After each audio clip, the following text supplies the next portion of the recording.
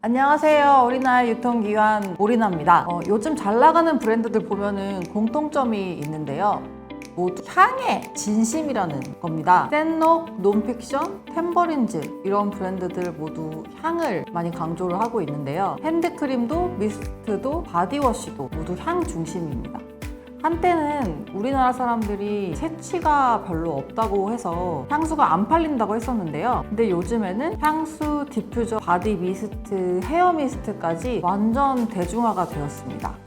논픽션이나 템버린즈 같은 브랜드들도 카카오톡 선물하기 상위권에 올라 있고요. 템버린즈는 2020년에 매출액이 34억, 21년도에는 275억, 그리고 2022년도에는 557억 급증을 했는데요. 왜 이렇게 갑자기 향의 진심인 시대가 된 걸까요? 오늘은 Z세대 그리고 시장 트렌드, 브랜드 철학, 실패 사례까지 살펴보도록 하겠습니다. 한때 남자분들은 CK1, 불가리 블루, 그리고 여자분들은 안나수이, 양방의 동그란 향수 이런 것들을 많이 썼었어요. 굉장히 대중화됐었고요. 그런데 요즘 향을 살펴보면은 젠더리스라고 해가지고 머스크향, 그리고 패츄리, 젖은 나무, 종이향, 가죽 향, 도서관 냄새, 흙 냄새까지 취향이 정말 다양해졌는데요. 이른바 향도 완전히 개취의 시대가 됐습니다. 향은 이제 감정, 공감, 그리고 기억과 연결되어 있고 브랜드들도 이런 지점을 다들 정조준하고 있는 상황인데요. 조말론 같은 경우가 대표적으로 니치 브랜드로 시작했지만 이제는 너무 대중화되어서 식상하다는 얘기들도 많이 나오고 있는데 그만큼 제가 방송이나 레포트에서 많이 강조했던 취향의 파편화 그리고 소비 파편화가 이런 향 쪽에서도 드러나고 있다 이렇게 판단을 하고 있습니다.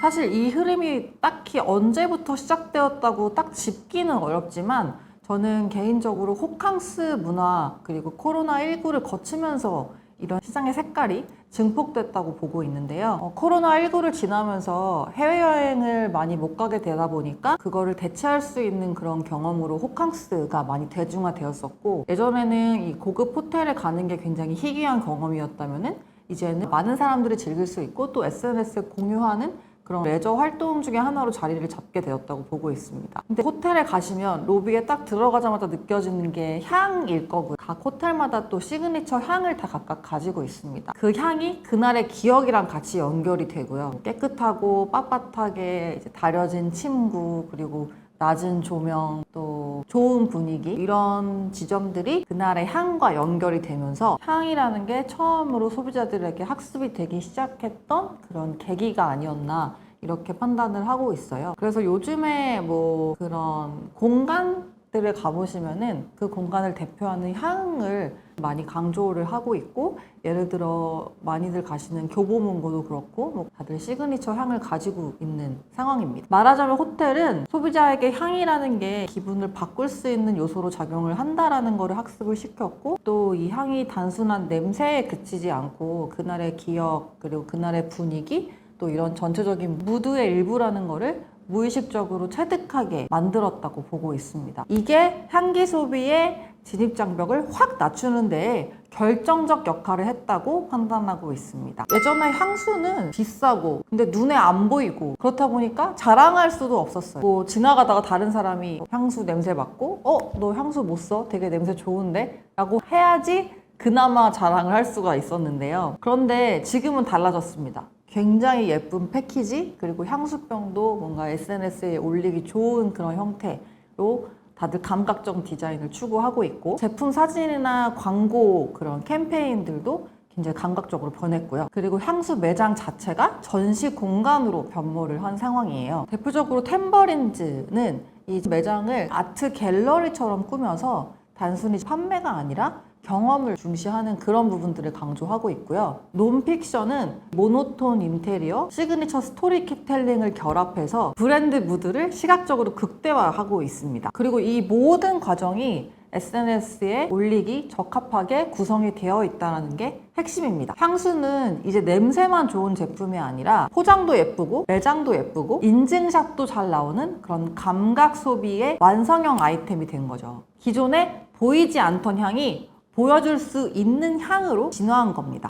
Z세대는 이 향을 단순히 냄새가 아니라 감정 표현 그리고 자신을 드러내는 도구로 또 활용을 하고 있는데요. 추구미라는 말 들어보셨죠? 자신이 추구하는 분위기 그리고 정체성, 세계관을 향으로 표현하고 싶어 합니다. 이거는 Z세대들의 소비 성향과도 맞닿아 있다고 보고 있는데요. Z세대들은 소유보다 경험을 더 중시하고 브랜드를 소비하는 데 있어서도 내 가격보다 내가 중시하는 가치에 더 중점을 두고 있습니다. 무엇보다 자신을 드러내는 데 거리낌이 없고요. 그렇다 보니 핸드크림 하나에도 나의 취향, 그리고 나의 선택, 그리고 나의 추구미를 그렇게 같이 담아서 소비를 할 수밖에 없게 되는 겁니다. 사실 향은 눈에 보이진 않지만 오히려 그래서 더 섬세하게 나를 표현할 수 있는 도구로 활용이 될 수 있고요. 그래서 Z세대들은 이 향을 쓰는 나는 어떤 사람인지를 스스로 설정을 하고 그걸 향을 통해서 조용히 동시에 의도적으로 보여주려고 한다고 판단하고 있습니다. 즉 향이 나만의 감정, 그리고 나만의 무드, 그리고 나만의 추구미로 활용될 수 있는 그런 시대가 온 거예요. 요즘에 올리브영 향수 코너 가보시면 10여 년 전만 해도 저희 다 아는 그런 흔한 브랜드들 굉장히 많았고 안나수이부터 해서 돌체앤가바나, 라이트블루 뭐 이렇게 되게 대중적인 향들이 많았는데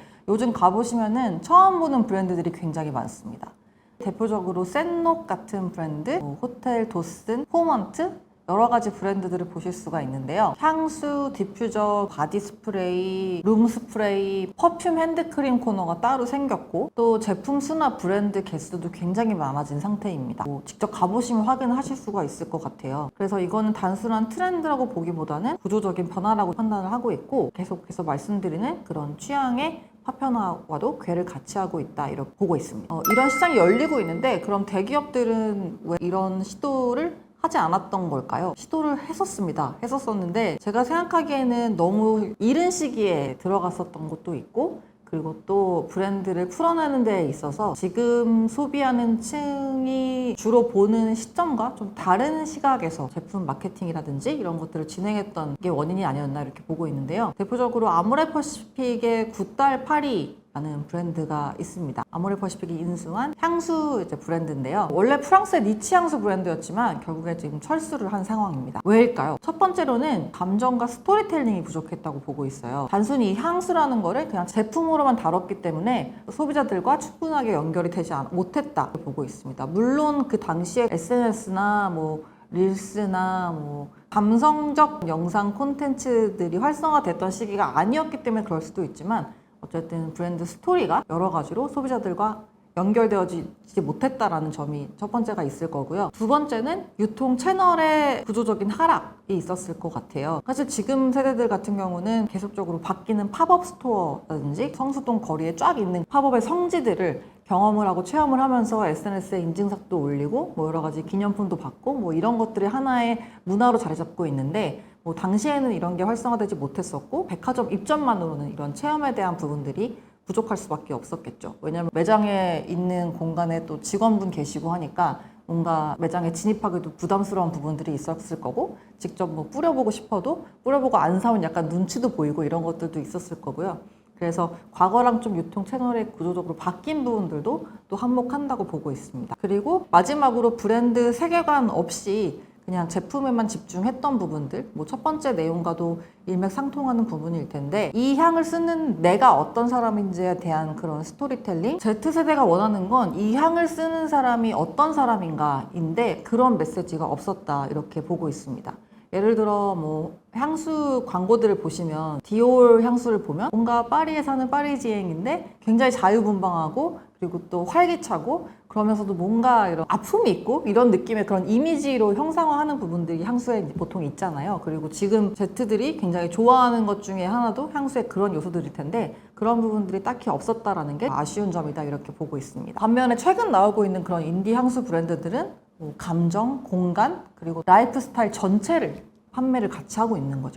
향 제품은 앞으로 더 많아질 거라고 보고 있습니다. 그리고 점점 브랜드들의 세계관과 감정을 함께 담는 도구로 활용이 될 거라고 전망을 하고 있는데요. 앞으로 향은 이 단순히 좋은 냄새가 아니라 나를 말해주는 언어, 그리고 콘텐츠, 그리고 감정의 도구가 될 것이다 이렇게 보고 있어요. 단순히 부가적으로 뭔가 나를 꾸민다에 그치지 않고 더 나아가서 나를 표현하는 방식, 그리고 나의 추구미, 내 기분을 정하는 그런 루틴으로 자리 잡을 거라 보고 있고, 더불어서 브랜드와 내가 감정을 주고받는 그런 도구로 활용이 될 것이다, 이렇게 전망하고 있습니다. 그래서 많은 소비재가 굉장히 파편화되고 제품의 개수가 늘어나고 조금 더 섬세해지는 거랑 마찬가지로 향수 시장, 더 나아가서 화장품 전체, 그리고 더 크게는 라이프 스타일을 전체 관장하는 그런 브랜드들의 향을 입히는 것이 굉장히 중요한 부분이 될 것이다, 이렇게 전망을 하고 있고요. 아무래도 소비 수준이 올라가고 소득 수준이 올라간 부분들도 분명히 있겠지만 SNS와 결합해서 스토리텔링, 그리고 자랑하기에 좋은 인스타그램업을 한 콘텐츠를 만들어내고 있다는 점도